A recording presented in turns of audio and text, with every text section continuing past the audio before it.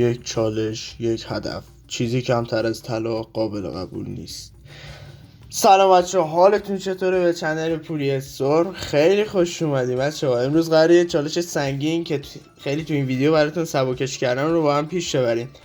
چالش آنلاک کردن گلد کامو برای گان KN44.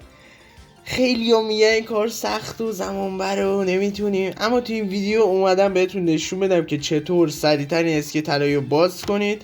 پس اگه میخواید توی بازی بدرخشید این ویدیو رو از دست ندین. آقا برای گرفتن گلد کامو باید چند تا مرحله رو رد کنیم که شامل اینا میشه. اول اینکه 600 تا کیل بگیریم، 50 تا هیپ فایر، 80 تا از دور از فاصله 20 متر، 125 تا فول اتچمنت، 100 تا هدشات، 80 تا بدون اتچمنت. اینا توی هر دسته از گانا فرق میکنه. حالا بریم توضیح میدیم که چجوریه. اول گزینه 600 کیل که خودش اصلا پر میشه خودکار، این که هیچی. بریم سراغ تریک اصلی. میمونه گزینه 6 و 5 و 2، 50 تا هیپ فایر و 100 تا هدشات و 80 تا بدون اتچمنت. تریکش چیه؟ شما اینجا گانو میگیری به سمت هد انمی، هیپ فایر میزنی، هم هیپ فایرت پر میشه، هم 100 تا هدشاتت، هم بدون اتچمنت. تمام، همین، هیچ کار سختی نداره. در آخر همه اینا خط میخورن میرن، کلا میمونه دو تا گزینه 3 و 4.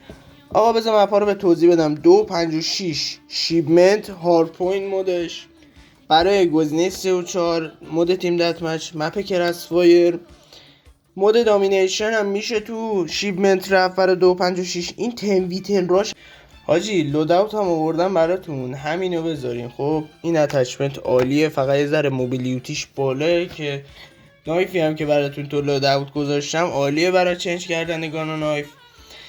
ولی یه چیزی بهتون بگم، شما هدفتون توی از این لوداوت زنده موندن و گلد کردن گان، مچو نمیخوای وین کنی، پس همین لوداوت خوبه. کلاس نمیخواد زیاد استفاده کنیم. این عالیه، اینی که الان تو دستی این عالیه، این حرف نداره، اینو حتما بذارین چون هدف شما بیشتر زنده موندنه.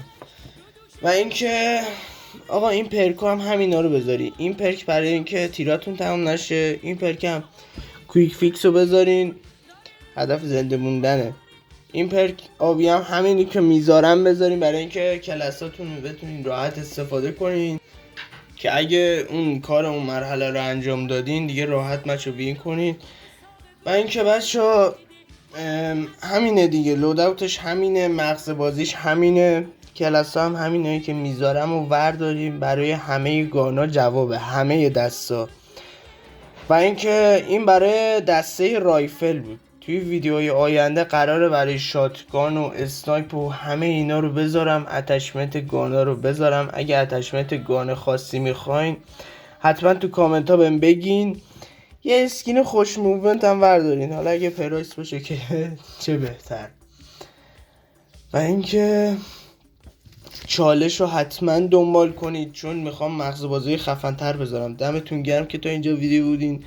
لایک و سابو بزن، حمایت کن از داداشید. ویدیوهای آینده رو ببین. فعلا